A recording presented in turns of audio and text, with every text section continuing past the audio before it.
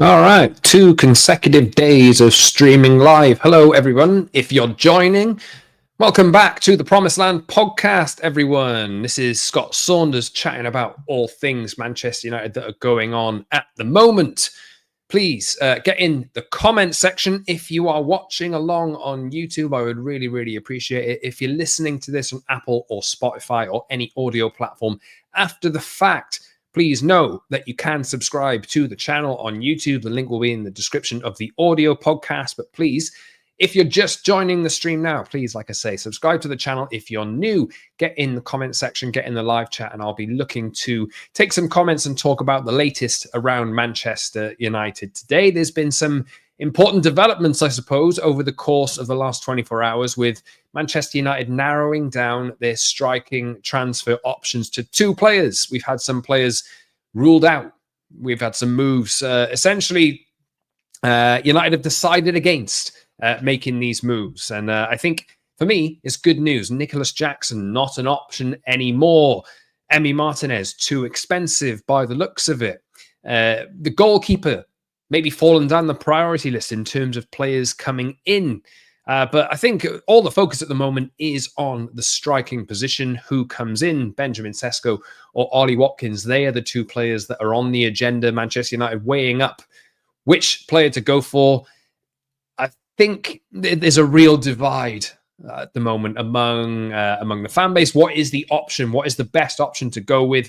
I certainly think they both have their merits, and I'll be talking through both of their merits today. I'll also be talking a little bit as well about Jadon Sancho potentially going back to Borussia Dortmund, as was pointed out on the last live stream I did yesterday. I couldn't find the report, but that has come out from Sky Germany. And Brian Mbeumo has been doing some interviews as well. He's met the media for the first time out there in the US.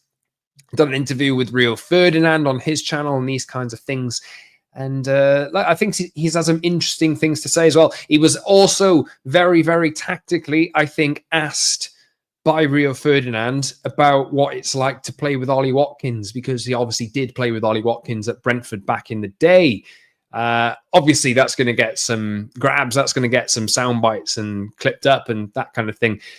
Because obviously Ollie Watkins is of interest to Manchester United at the moment. You can follow me as well on social media at _Scott Saunders on X, Instagram, and TikTok as well.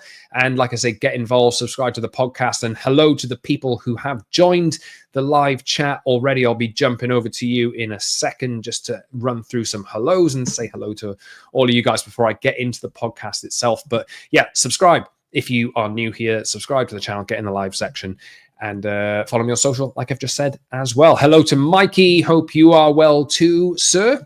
Rajat says, kind of good. Didn't really want Martinez. Completely agree.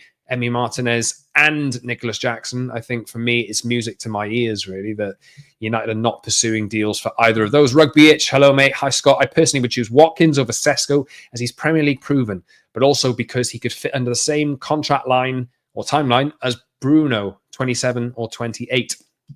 Harish says, just realised signing Watkins over Sesko makes more sense now that he's played so extensively with Mbeumo. That's another factor of adjustment period we can get over quite quickly. Mikey says, I think Sesko is the easier option to get, has a high ceiling, good resale value, even if he doesn't do well at United. And if Man United got Gyökeres, that would be cool. Could have seen how he would do with Bruno's crosses and service to Victor Gyökeres. Obviously, he's gone to Arsenal now. I will say he was among my favourite options, Victor Gyökeres, for Manchester United to sign over the course of the summer. I put him at the start of the summer. Him and Victor Osimhen, I think, were the 2 picks that I had made. The real top striking options, I think. Obviously, though, United aren't really in the same position that Arsenal are at the moment. If anything, well, United just come off the back of the worst season in their entire history. And look, if a player decides to move to a club that is competing for titles, because they have been over the last few years, Arsenal, simply put, you just have to look at Manchester United, how they've been run and why things are going so wrong. You cannot judge at all. And Victor Gyökeres has made the right choice. United were always going to be at the back of the queue if Arsenal wanted him, and that was the way that it went. Obviously, they went for Benjamin Sesko as well, and they explored a deal and chose not to. So could be quite interesting if United do go down the Sesko path. It seems as though they are investigating how much it will cost to bring Benjamin Sesko to the club, explaining the project to him. I think we'll probably get some... look, I don't know how long this will move, how stretched out this will be, but for those of you who are watching, I have looked today, and this doesn't generally mean anything in the grand scheme of things, but Manchester United versus Newcastle for Benjamin Sesko. I looked at who Benjamin Sesko was following on Instagram. Was he following Newcastle? No. Was he following Manchester United? Yes, he was. Read into it if you want. We don't know a preference that he has at the moment. It's been suggested in certain places that he does prefer a move to United, but obviously we know the cash-strapped nature of Manchester United's finances at the moment. So, you know, I think United are just looking at the viability of potentially doing a deal here. And, like, maybe...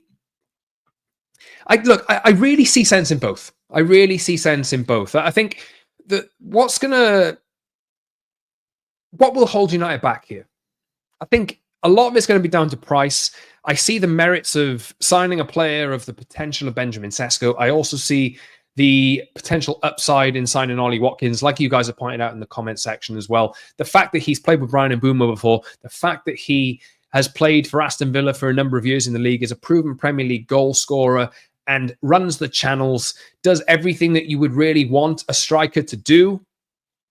It does make a lot of sense. But I think with Watkins, the fact that he's 29 or 30 years old, I think he turned 30 this season, you do have limited runway with him. And he's not the quickest player in the world, but he is very mobile, shuffles around, and is, you know, nippy and can cover a lot of ground, can be a nuisance for players and defenders as well. But, like, I think if you're going to sign Ollie Watkins, probably you're looking at a 3 or a 4 year deal, maybe a 4 year deal with an option, or a 3 year deal with an option, or something like that. And it really, for me, depends on the price for Ollie Watkins, and obviously depends on the price for Benjamin Sesko as well. Look, I think Alejandro Garnacho might come into this as well. The fact that United are looking at Ollie Watkins and they want to get Garnacho off the books, and Aston Villa is a potential option for him. Aston Villa have been credited with interest in him as well. Chelsea also have too. Which way is this going to go? I don't know. But I think I think what United are doing at the moment is they're in process of trying to understand how much each of these players are going to cost. And I think there's a ceiling on what I'd be willing to pay for Ollie Watkins. I think Aston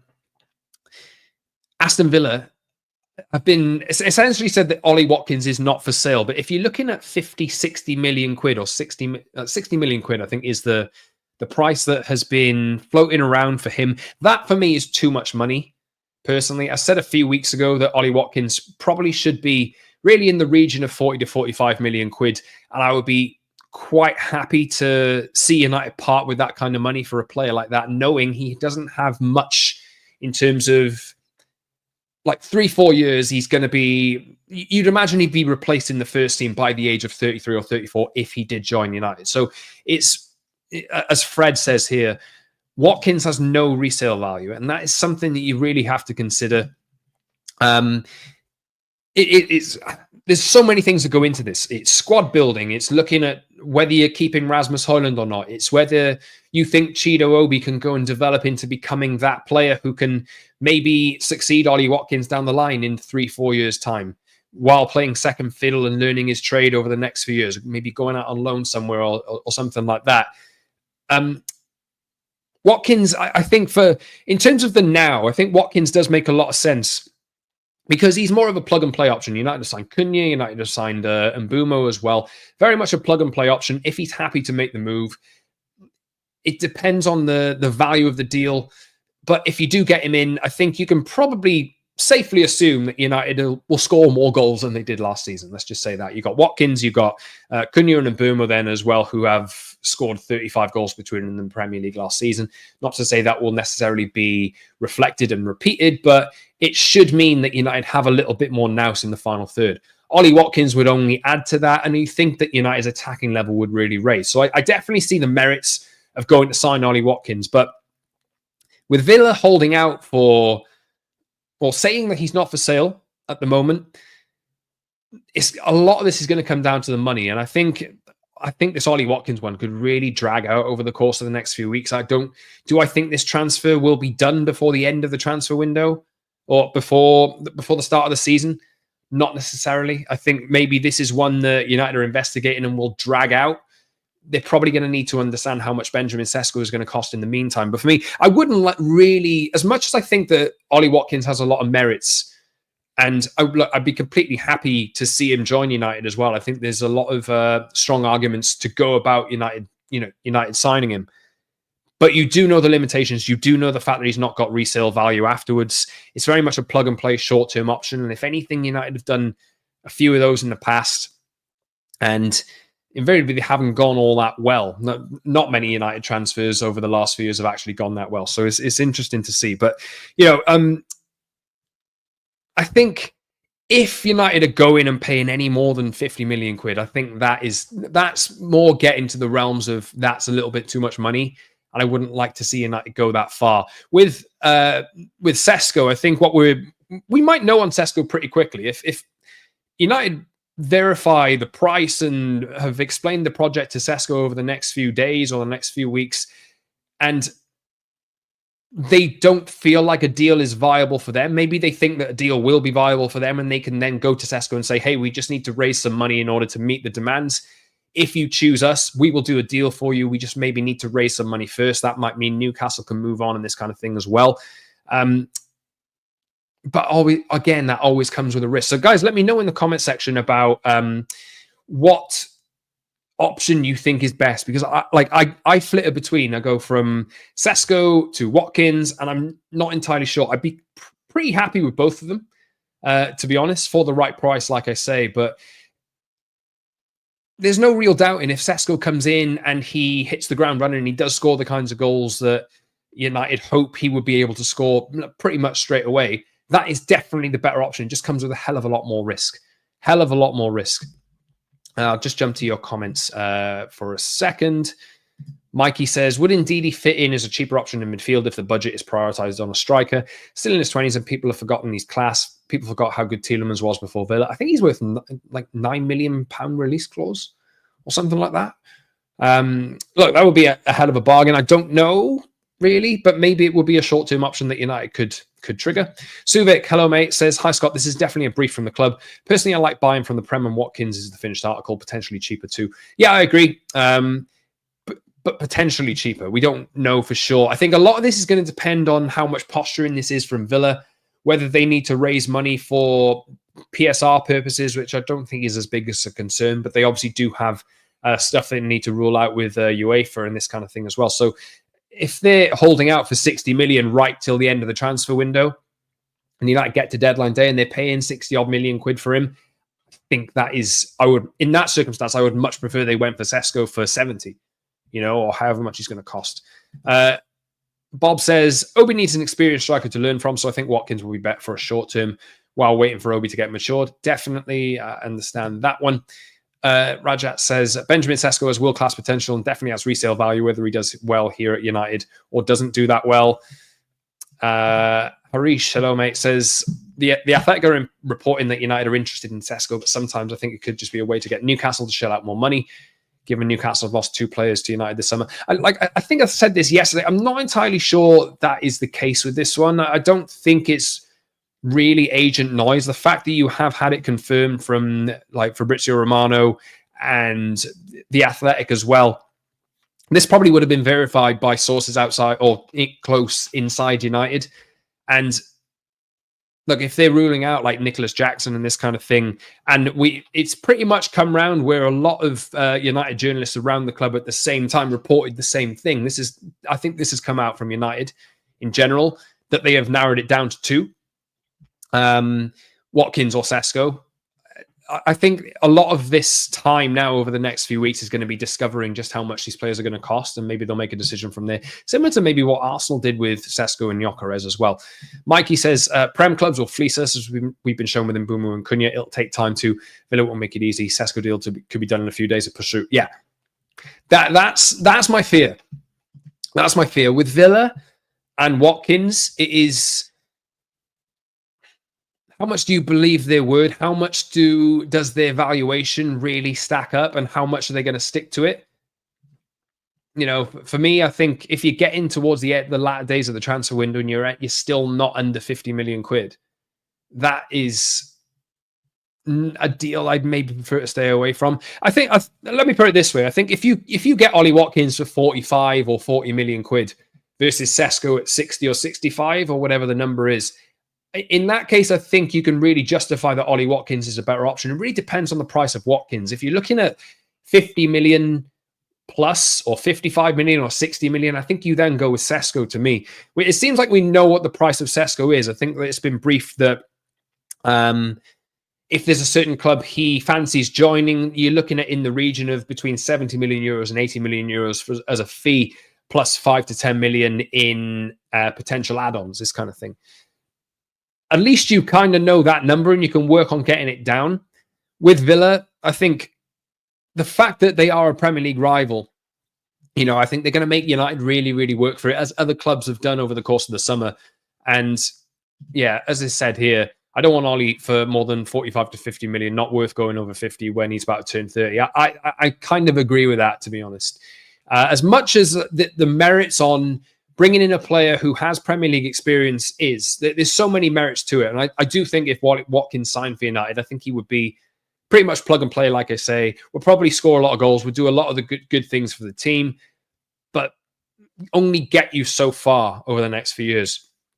Sesko, you know, kind of has that potential upside of he could be the answer for 10 years if it goes right, or he could be another very expensive mistake. It's how much do you want to risk the money? You could argue that United in the two positions below the striker, in the 210 positions, have gone low risk because Cunha is proven in the Premier League. Mbeumo is proven in the Premier League. He scored 20 goals last year. So maybe that is a good platform to go and get a more expensive, less experienced, higher potential striker, because Ollie Watkins is pretty much close to his peak at the moment. We really haven't had it with Sesko so far.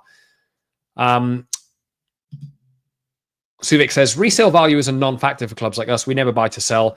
If a signing works out for us, we will want him his entire career. We won 13 Premier League titles. We'll only profit in from the Cristiano Ronaldo sale.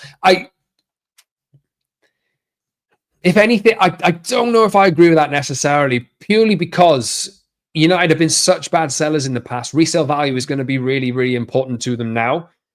Although it is about where these players go. I think that Real Madrid Barcelona option that everybody used to think back in the day of Ronaldo joins Man United in 2003 had always had this dream of playing for Real Madrid. They came in and paid 80 million for him 6 years later.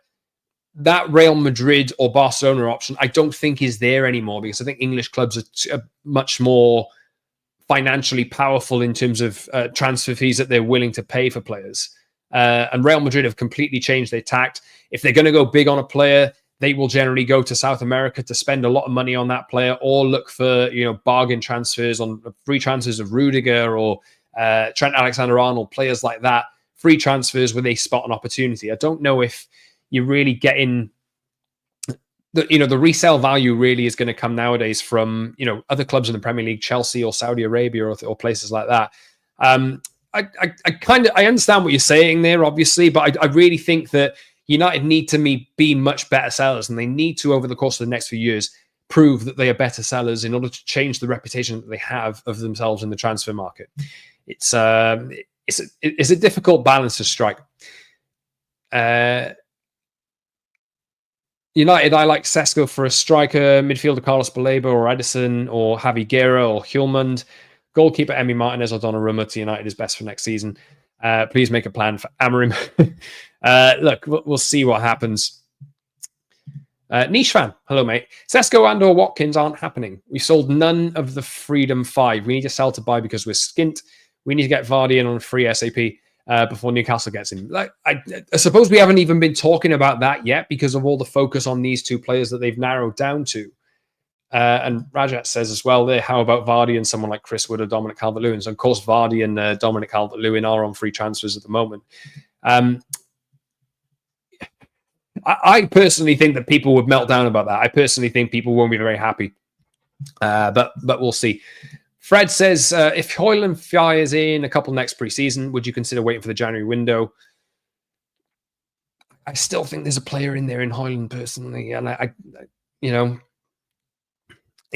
he has not done enough so far. He's not done enough at all so far. But I do think that there is a player in there that if he finds the right club or he hits a good confidence patch and a good patch of form, I really think he can start firing in goals.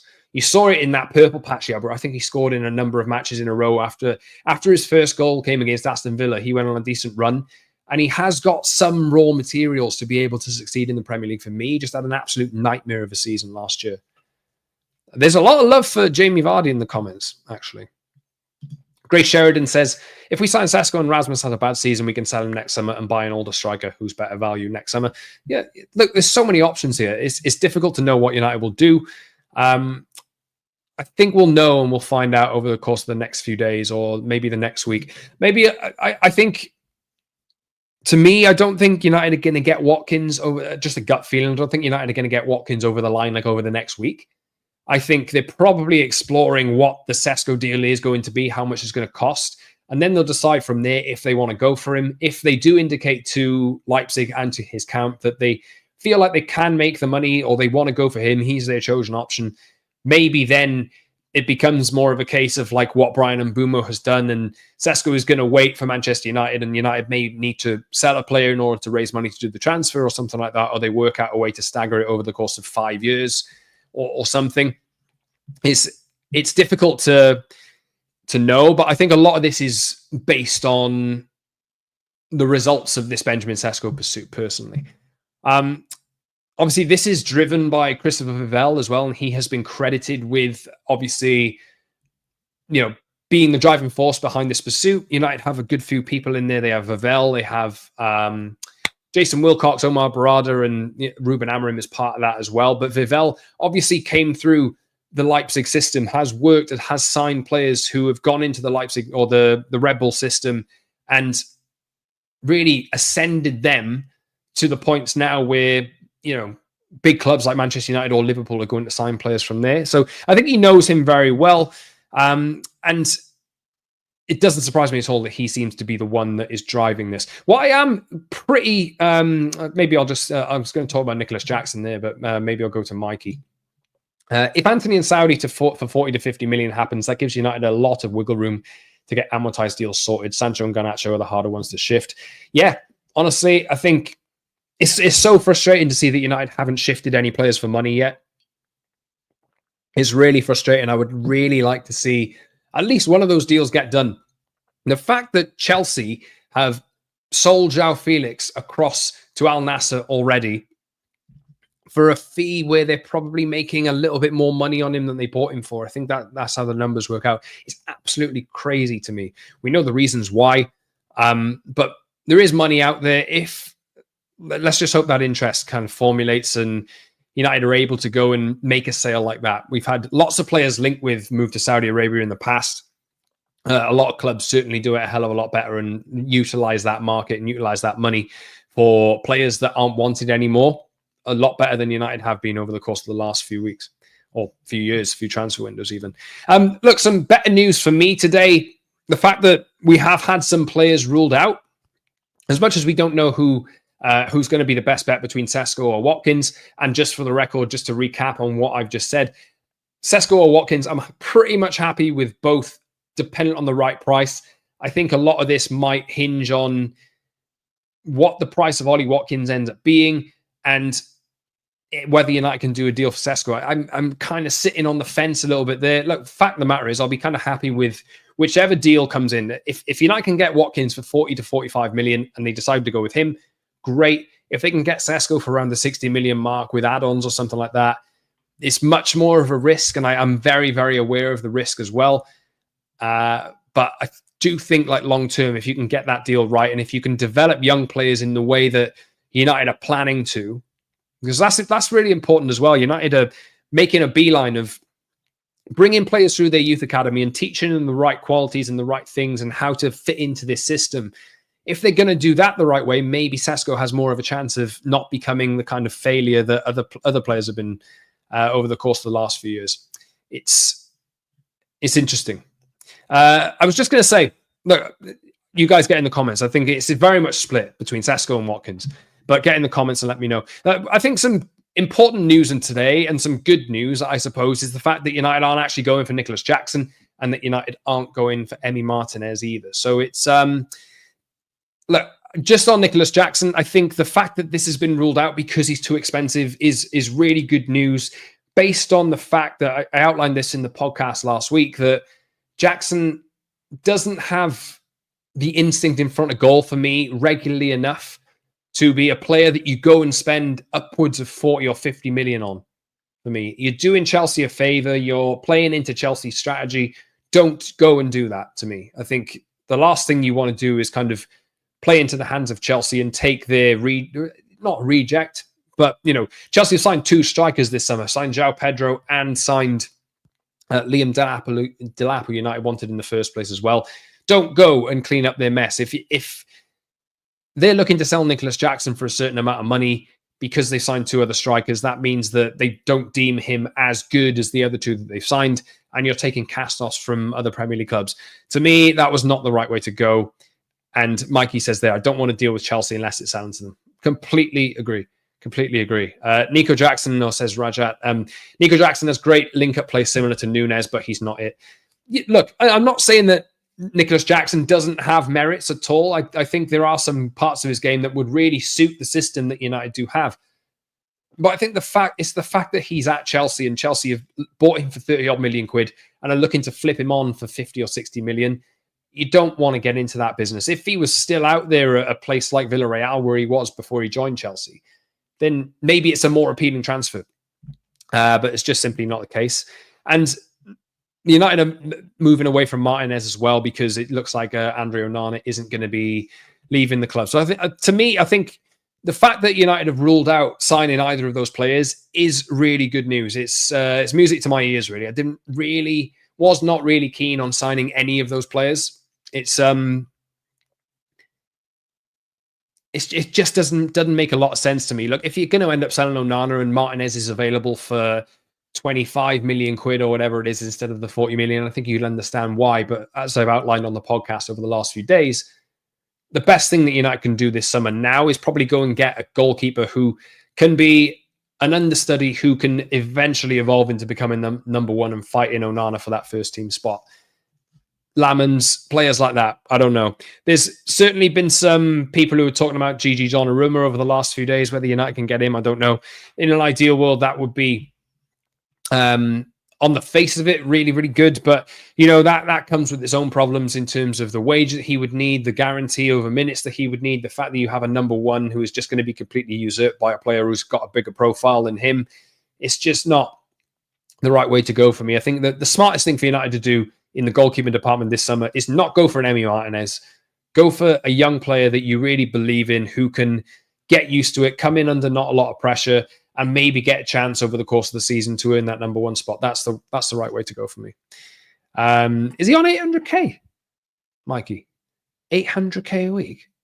Surely not. Surely not. Crazy. Grace there says, this summer get Lamans, sell Bayindir, and then bring back Vitek next summer and sell Onana. We got 2 keepers for the next 10 years. Vitek, I don't know. Do we? I know he's just gone out on loan. Do we think he's going to be good enough for that kind of picture? I don't know, personally. I think the move, though, this summer is find somewhere else for Bayindir to go, sell him, go and invest in someone like Lamans or a player like that who you feel like can graduate to that stage of becoming the number 1 goalkeeper. Just a couple of other bits over the course of this podcast to run through. If you're new here, just subscribe to the channel. If you have not done so already, please do get in the comment section as well. I'll round up at the end to talk about stuff that you've said. Manpreet is here, says, hey, Scott, good to catch you live. People asking for Watkins are not realizing we need Villa to agree, and I doubt they'll do less than 55 million. I just don't see Villa, like, in the middle of a transfer window, knowing that they've just sold John Duran. They've chosen not to sign Marcus Rashford, even though he didn't want to go there. They're going to need goals. They're going to need some source of goals. And selling their, recognised centre forward after selling another recognised centre forward who was pushing for a starting spot back in January, selling your other first team striker who is essentially a guarantee of goals for you to a certain degree, selling him the window after, and for 40 odd million quid, it just doesn't make sense to me. I think Aston Villa's position on Watkins is probably right. Hold out for 50, 60 million quid or 60 million quid or whatever it is. Because simply put, they're going to need to like reinvest that money on a striker. And the Chelsea are asking for 50, 60 million Nicholas Jackson. Like, it's crazy, man. Niche Fan says, people are saying, let's use Chido Obi. Sorry, he's good, but he's too young. We'll have to utilize Brian in the 9 and pray that Rasmus can lead the line while Brian is away over the winter. And that is something as well. I do think, 200K a week. I thought it was. 800K is a lot. I think he would be one of the best played players in the world if that was the case. Niche Fan you want Vardy, do you? I don't know. Chido Obi is like, you've got to be really conscious and careful over his development. To me, he needs to get minutes, but you can't really. It's got to be in a context where United are upping games, I think, and he's having a chance to come on and just feel out the Premier League. He's going to take some time to adapt. He's going to need to like fill out a bit. It just doesn't, to me. I think you use him sparingly and you give him minutes when you feel like it's the right time rather than relying on him. I completely agree with that. He's too young at the moment for me. But you can use Brian Mbeumo in the 9. Rajat says, what are United doing with Højlund? Do they still plan on loaning him or let him stay here and fight for his place? I wouldn't loan him out, personally. I think it would be interesting because I don't know, really. Are you going to have Højlund and Sesko fighting for the same place? 2 22-year-old strikers coming into, and Sesko's probably going to have that nod as the first choice striker. Will it work? I don't know. Who are they learning from? Can they take a little bit from Brian Mbeumo? I don't know. I think, obviously, there's a priority list of players that United want to sell. I think Højlund has been on that list somewhere. If they get a good offer for him, 40, 50 million quid again, speaking in the same range, United aren't going to get that kind of offer for him, I don't think.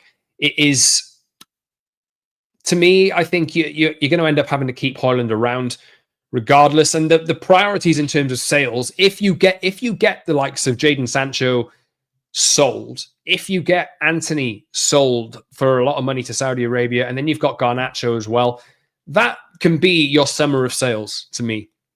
I think then in that case, you kind of keep Højlund around. But then United will have not an embarrassment of riches, but a lot of players fighting for those same positions. You'd have like a new striker, you'd have Højlund, Chido Obi, Xerxes. Xerxes can play in the 2-10 positions, but then you've got like Mason Mount, the 2 new signings, Bruno Fernandes, all of these players who are going to want to play in those positions, and not a lot of matches to fit everyone in. I think maybe if United can raise that kind of money and reinvest it, maybe it will work itself out over the course of the season about which players become first choices and which players are going to be the players that are pushed out and end up being sold down the line. Maybe that is money that you can bank on maybe coming in next summer. I don't know. Niche Fan, optimistic. We are the laughing stock of the Prem. Who cares if they laugh if we get Vardy? I care about goals scored, and he scored 9 in an awful Leicester team last season. Interesting. Yes, United are the laughing stock of the Prem at the moment, and it will only be added to. But I did like Jamie Vardy back in the day. Anyway, let's talk a little bit about Brian Mbeumo and what he said. He's been speaking to a number of media. He has one thing that strikes me about him is that he seems to be very driven, very, very driven. Says a lot of the right things, and like the attitude is something that really sticks out to me as being exactly perfectly right. He seems to have joined United for the right reasons. He said that he's this is a quote from the Athletic piece. I always trust my people around me. The transfer windows can be long, can be short, so you need to be patient and just have to try and keep thinking positively. I was resting mentally and physically, but thinking if it was going to happen, I was convinced that it was, but I think it's a great opportunity. I'm someone who likes a challenge, and there's a very good project here. So a lot of these players that are coming in are speaking about the project, which there's a lot of, Ineos and the people that are in charge at the moment have to win a lot of people over. A lot of these players that are joining the club are speaking about what the project is, are speaking about what United are trying to achieve. And there's still a reason why they have that pull for certain players of Mbeumo and Cunha's qualities. He went on to say that he did have some other options to join, spoke about playing chess, these kinds of things. But he said here, it was a very friendly conversation with Ruben Amorim and a constructive one. He's explained the project to me, what he wanted to do, and I really clicked on that. Of course, I spoke to some other managers because I wanted to hear their projects, but the United one was very good for me. So, I think United are onto something here, and I just think people are going to need to be patient.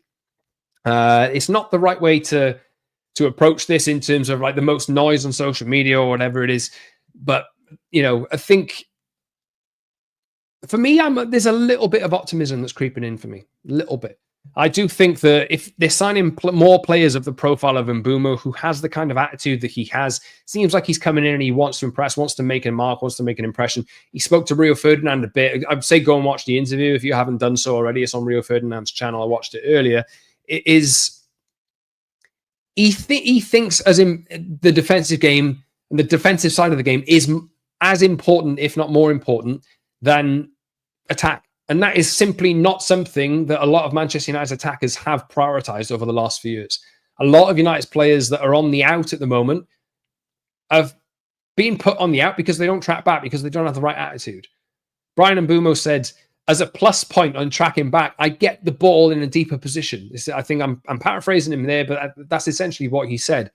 He wants to come in and work really hard for the team. He's buying into what Ruben Amorim wants to do. And I'm really excited to see him play. He's not going to play in this first game, I don't think, until Saturday or until the weekend.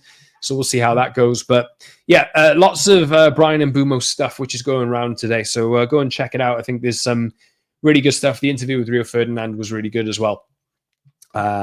Just in terms of getting to know him. I think he was a lot more loose, Brian Mbeumo, than he was in his first interview that he put out there with Manchester United.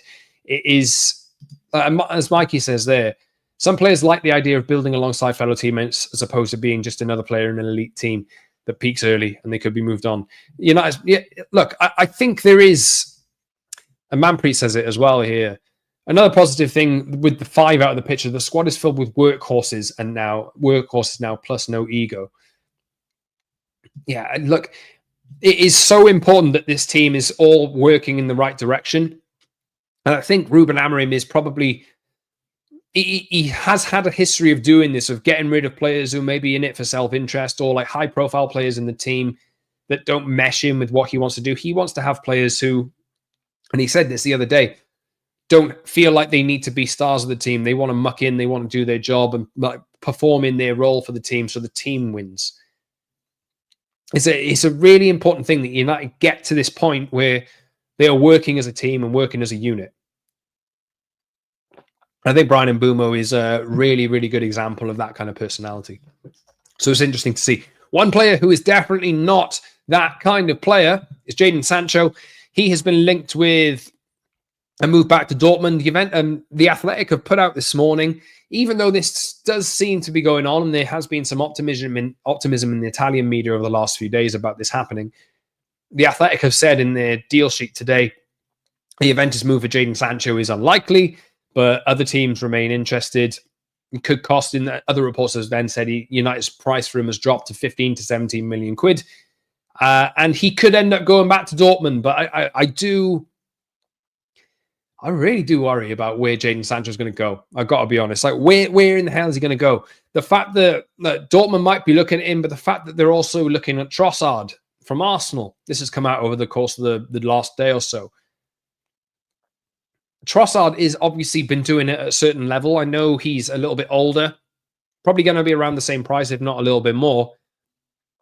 Like, I do worry that, like, again, another club will pass over Jadon Sancho and go with another option. It's really not a good thing. I just don't know where he's going to end up going, personally. Don't know where he's going to end up going. Mikey says in the comment section, we're so close to having a squad that every player is liked from the fan base. For the last 12 years, there have been some polarizing figures in all squads. The cultural reset will come good. Niche fan doesn't agree. Brian could get disillusioned if the signings don't come in, and the pressure to already score will be mostly on him. I think that's more shared out than it has been in the past. Personally, I think looking around the pitch now, you should be getting more goals out of the strikers that are there. You should be getting more goals out of Højlund. You should be getting more goals out of Xerxes. Bruno Fernandes as well. Mason Mount needs to chip in a bit more. You need to get more from Ahmad and all of these kinds of players. You should all be asking, like, as much as these players last season absolutely failed, there is definitely more you can get out of the players that are in the team currently. You're not sitting there and telling me that Rasmus Højlund is going to get 4 goals every season if he stays at United. Like, to me, we have seen in certain elements and certain patches of his time with Manchester United, we've seen that he does have an eye for where the goal is, that he can do it. Look, I'm not saying that he will necessarily definitely get a chance to maintain that and to lead the line. I think he probably will end up starting the season as United's first choice striker, given the hold up at the moment. There's only, 2 weeks? 2.5 weeks till the Premier League starts? 2.5 weeks till the Premier League starts, which is just absolutely crazy. Do I really think United will have a new striker in place who is starting on that first game of the season ahead of Rasmus Højlund? No, not really at the moment. I think if anything, you're looking like it's going to be either Højlund or maybe you start Brian and Mbeumo through the middle in that game. Bruno plays in the 10 alongside Cunha, and you have that, Casemiro or an Ugarte or Mainu Ugarte midfield double pivot.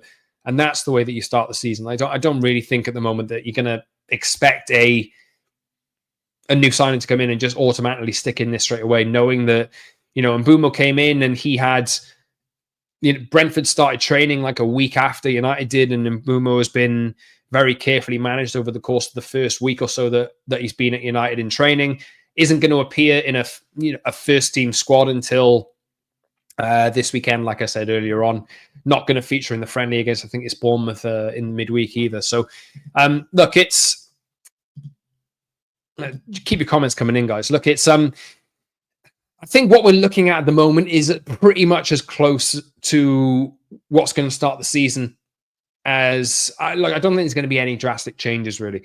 Maybe you're looking at the likes of Luke Shaw coming in for Aiden Heaven, but I think that the squad that's going to start that game against Arsenal is you're going to pretty much pick from this one. Any striker that comes in now, if they do manage to get somebody in before the start of the season, I think the best they will manage to do is be on the bench for the first game. So just what I do like about this is I think there are lots of different options. I would love to see an Ugarte and Mainu pairing. I think maybe that does suggest after the West Ham friendly the other day, and just suggest on paper anyway, if both of them are doing what they should be doing, that is probably the best pair to play in midfield for most matches, given you've got the tenacity and ability to win the ball back of Ugarte, and you've got the creativity and carrying ability and passing ability of Mainu and like everything else that he can do. It is, Niche fan says there, we bought Brian as a 10, not a 9. We want to play him in his best position. I do agree with that. But at the same time, that's probably more of a long-term thing. If you're going to try and find solutions at the start, like to me, I think would you like to see Bruno start in the deeper midfield position against Arsenal? Personally, I would prefer to see him more advanced. Maybe that's something you work on over the course of the first few weeks of the season. Maybe he plays those deeper roles in games United are more expected to win. I don't know. Even though we actually can't expect United to win any games at the moment. But look, Nishan again says, I agree, but we aren't getting anything from Rasmus or Xerxes. I personally think they can. I personally think they can add that to their game. Maybe I'm coming from the fact that I haven't watched United really play in a competitive game for a couple of months, and this ridiculous optimism is coming back. I'm not saying that these guys are going to score 20 goals. I'm just saying you can probably get more out of them than what we've seen so far. Mikey says, Sancho likely thinks of himself as an influencer who plays football instead of a footballer that influences. That, to me, is probably the worst signing that United have made, like, ever. I think the guys from No Question About That did a social media poll the other day talking about or getting a vote from fans on which player was United's worst signing ever. I think Sancho came out on top of that. It's just, for me, just do what you can to get him off the books, to me.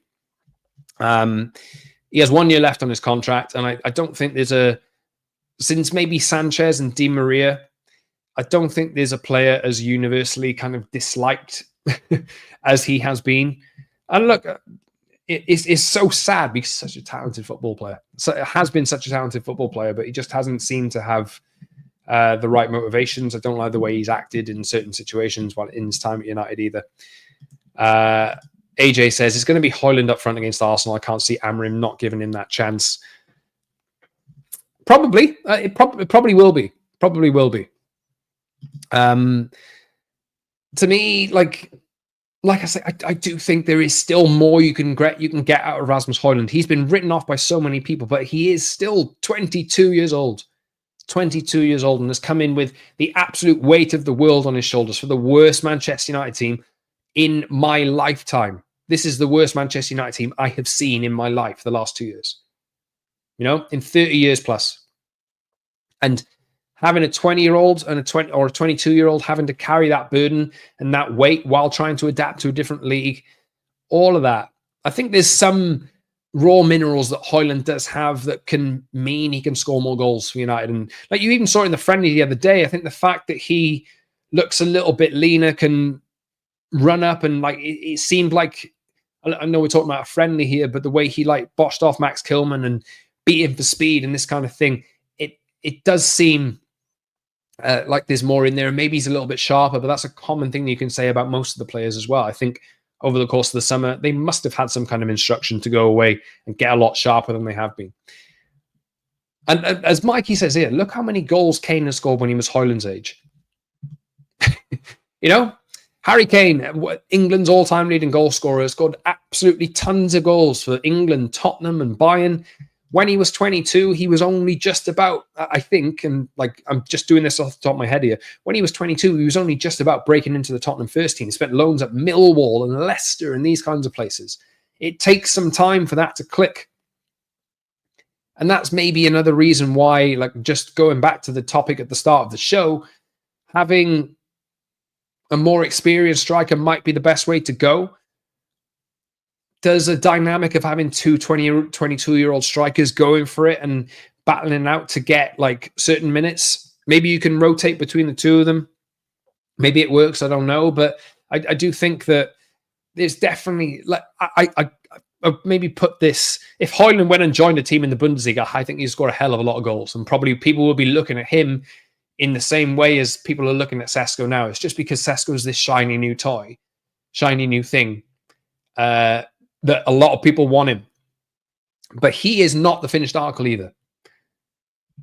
Jonathan Ball says, hi, Scott. And Jonathan, hello, mate. I think I'm probably going to finish pretty soon. But let me know if you have any thoughts. Maybe I can stick around for a minute and answer any questions if people have got them. But yeah, I've talked about over the course of the day today, Benjamin Sesko, Ollie Watkins, Nicholas Jackson, Emi Martinez, and Jadon Sancho, and a little bit of Brian Mbeumo's interviews that he's done as well. So look, for those of you that have been watching over the course of the episode and get involved in the comment section, I really do appreciate it, guys. It's really good. I think 2 days in a row, 2 live streams, a little bit different for me. I'd like to do more of these, but if you guys enjoy them and you guys want me to pop back, I will definitely do that over the course of the next few days.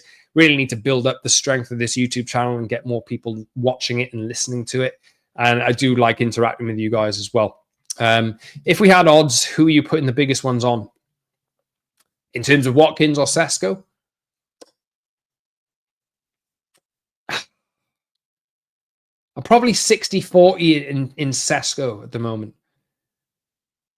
I just think there's... Not in terms of what player I want. This is more about what I think will happen. And this is, look, this could be completely wrong. It could be. But I think the fact that I just think with Watkins, you're going to be looking like right to the end of the transfer window, personally. I think this is going to be a long, drawn-out process. And then if United get to like the last few days of the transfer window and it's... Jonathan, if you said love the lives, wish I got warnings, you need to, if you hit the notification bell, you will get a notification when I'm going live. I would have done this at 5 o'clock today, my time, UK time, but I had something that I had to do. If you hit the notification bell on YouTube, you should get a notification that I'm going live whenever I am actually going live. Mikey says, wasn't there an internal rule with United that they're not going to sign anyone over a certain age? So for me, Sesko. I don't know if I... Remind me where you saw that. I don't know for sure. I think it's like a general rule of thumb. Probably you should have that kind of rule. But I think in a horses for courses situation or in certain situations, it might be sensible to have a player of that experience if you don't have one. Like I think I've seen people making comparisons to Casemiro and Ollie Watkins in terms of the ages that they've joined United at. And me and Rob back in the day looked at the signing of Casemiro, and as much as it was like a massive statement that United made, there were so many red flags about it in terms of how much money United were going to pay him, how much United were going to pay Real Madrid. I think Ollie Watkins is a different case. If anything, he's never been like the quickest player. He is obviously pretty nippy and pretty quick, but he's never been like, he never had blistering pace.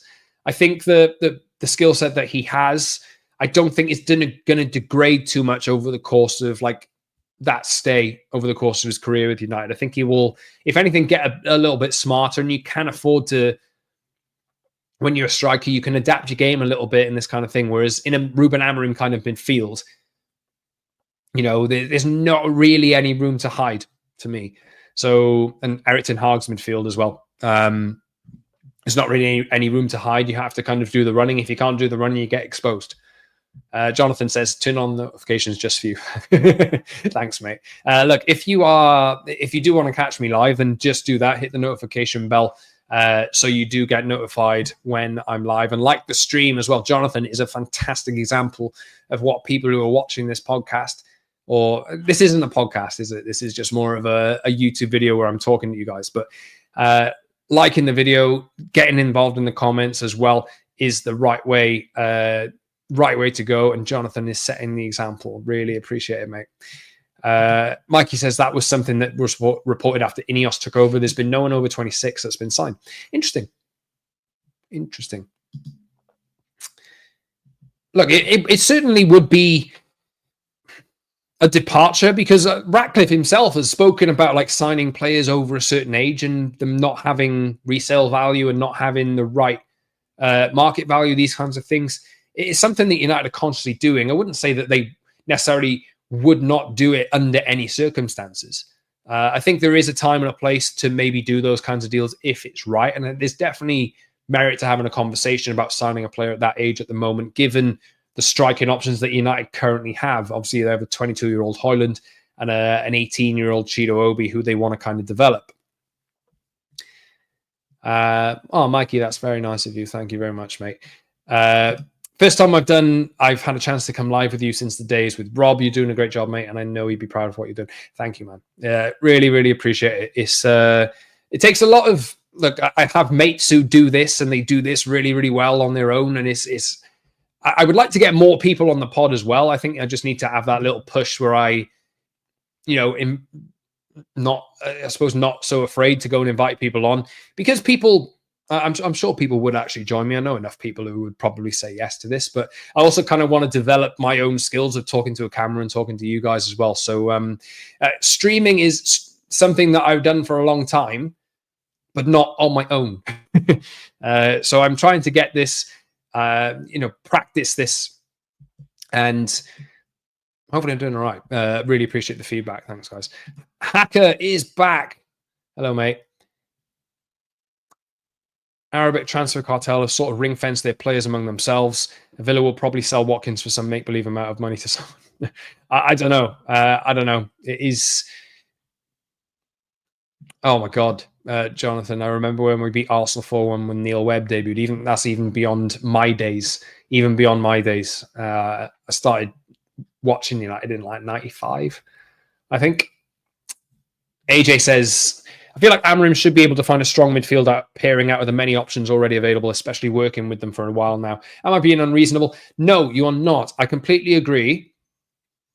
What I will say, I think I touched on this on the last stream I did yesterday. I think there's only one Ugarte kind of profile. I think that kind of profile is really important. I think a player that covers ground, that eats up ground, that wins the ball back, those kinds of players. If you get an injury to Man Ugarte, you lose that bite. I don't think there's another player in this squad on the whole that can do that. So I think that would be why I would like United to sign a new midfielder before the end of the window. I do still think they will. I think it was mentioned earlier about Wilfred Ndidi. Wouldn't be so kind of against that. A 9 million transfer for a player like that can fill in and do a job for a little while, that you can sell on for next to nothing in a year or two, who just plugs the gap, I think isn't such a bad idea, bad shout. Certainly has Premier League experience, this kind of thing. It's certainly not unreasonable, AJ, at all. I think I do like the Ugarte and Manu pairing. Bruno Fernandes is probably going to play in there at some points as well, but with Toby Collier potentially going out on loan, and Casemiro's, in fact, he's in his last year of his contract, and the fact that Casemiro doesn't really have the legs to cover the ground that needs to be covered means that he's going to be, to me, I think he's going to be down there as an option that United rotate into to when they're at certain points in matches, or they want to play a different way, they want to be a little bit more defensive and conserve space. But if United are going to play the way that Ruben Amorim wants, he's going to need high-energy midfielders. And I think United only have Ugarte. So I do think that the players that he has currently, he can work with. And I'm looking at Manu and Ugarte as being the main guys that I would like to see improve. But I do think that if they get an injury to an Ugarte, it's probably going to be a bit of a difficult thing to plaster over, because they just don't have, another player like that. Frankie McCann, hello. I listen to a lot of United podcasts, but this is one I look forward to the most. NQAT and Talk of the Devils, very good too. Thank you that you're putting me or this podcast in the same realm as those guys. I went on no question about that a couple of weeks ago. Really, really good podcast. Have listened to it. They do a really, really good job, and it's a really good mix. I hope I'm trying to find my way of how I fit into this system. Obviously, nobody's really touching what Talk of the Devils do. The guys on Stretford Paddock do a hell of a really good job as well. And I'm just happy that I can fit in there somewhere. Lamine Kamara at Monaco is been shouted out by Carl Anker.